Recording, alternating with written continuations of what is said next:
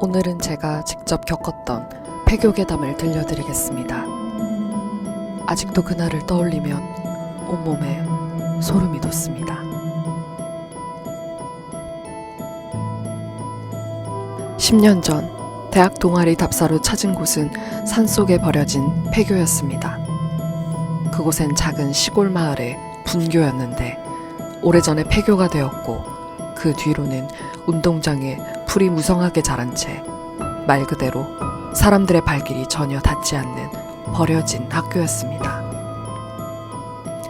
학교 건물은 관리를 하지 않아 낡을 대로 낡아 있었고 말 그대로 처참한 모습을 여실히 드러내고 있었습니다. 대충 큰 자물쇠 하나만 잠겨 있고 교실 창문들은 여러 개가 이미 깨져 있어 그 틈새로 동물들이 드나드는 흔적도 볼 수 있었습니다. 동아리 사람 중 복학생 선배 한 명이 폐교의 자물쇠 문을 실핀으로 따서 우리는 오래된 폐교 건물 안으로 들어갈 수 있었습니다. 순간 이래도 되나 싶었지만 그때는 저도 많이 어려서 다들 개념이 없을 때였습니다. 학교 건물 안을 들어가니 오래된 나무 바닥에서는 발을 디딜 때마다 끼익끼익 하는 소리가 났습니다. 교실의 나무 문도 낡고 곰팡이가 쓸어 문을 한 번 열고 들어가기도 쉽지 않았습니다. 우리는 기묘한 폐교의 분위기에 취해 점점 학교 안을 탐험하게 됩니다. 교실 안에는 여전히 박제되어 있는 오래전 그 학교를 다녔던 학생들의 사진과 기록, 일기, 상장 같은 것들이 있어 나와 친구는 그것들을 보며 알 수 없는 기이한 기분에 잠겼습니다. 그런데 이상한 것은 단체 사진 속 아이들의 눈동자가 모두 검게 매직펜 같은 것으로 칠해져 있었던 겁니다. 누가 이미 한 차례 와서 장난을 치고 갔네. 친구는 씁쓸하게 웃으며 나를 향해 말했습니다. 그런데 그때 손전등으로 칠판을 비추자 칠판에 그려진 낙서들이 눈에 띄었습니다. 그곳에는 이미 많은 사람들이 다녀간 듯 수많은 낙서들이 있었습니다.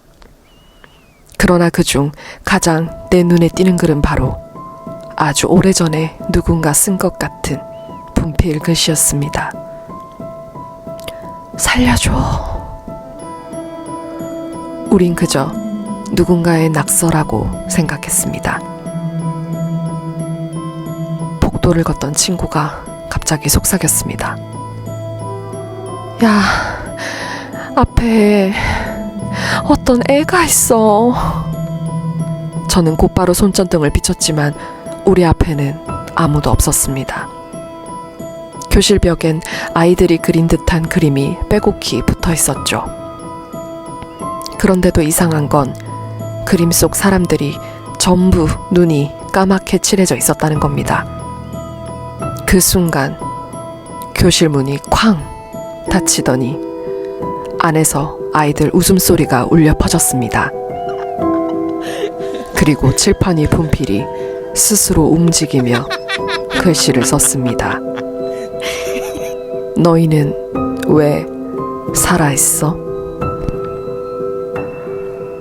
우리는 겁에 질려 문을 열려고 했지만 교실 문은 꿈쩍도 하지 않았습니다. 그때 친구가 갑자기 괴성을 지르며 혼비백산을 하는 것이었습니다. 여긴 초등학교잖아. 중학생이 왜 있어? 교복 입은 애가 여기 왜 있어? 그러자 곧 교실 안에 자욱한 연기가 피어올랐습니다. 우리는 숨이 막혔고 간신히 문을 박차고 미친 듯이 학교 밖으로 도망쳤습니다.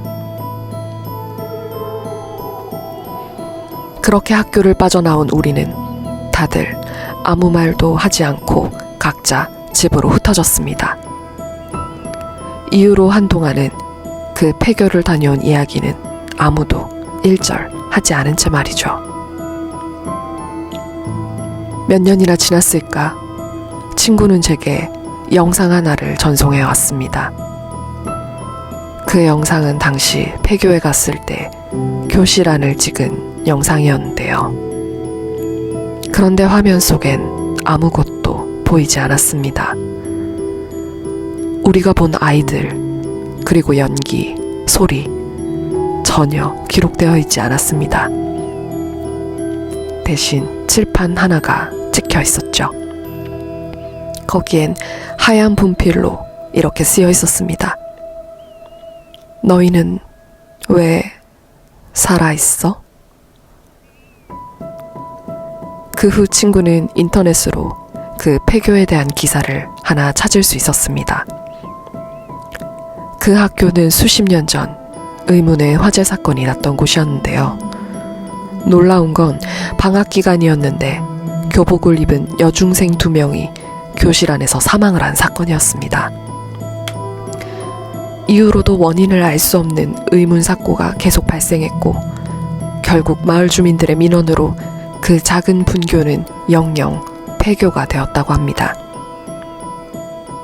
저와 그 친구는 아직도 그때 얘기를 가끔 하곤 합니다. 친구는 분명히 우리 앞에 서 있던 아이가 교복을 입은 여자아이였고 고등학생은 아닌 중학생 정도의 나이대였었다고 기억합니다.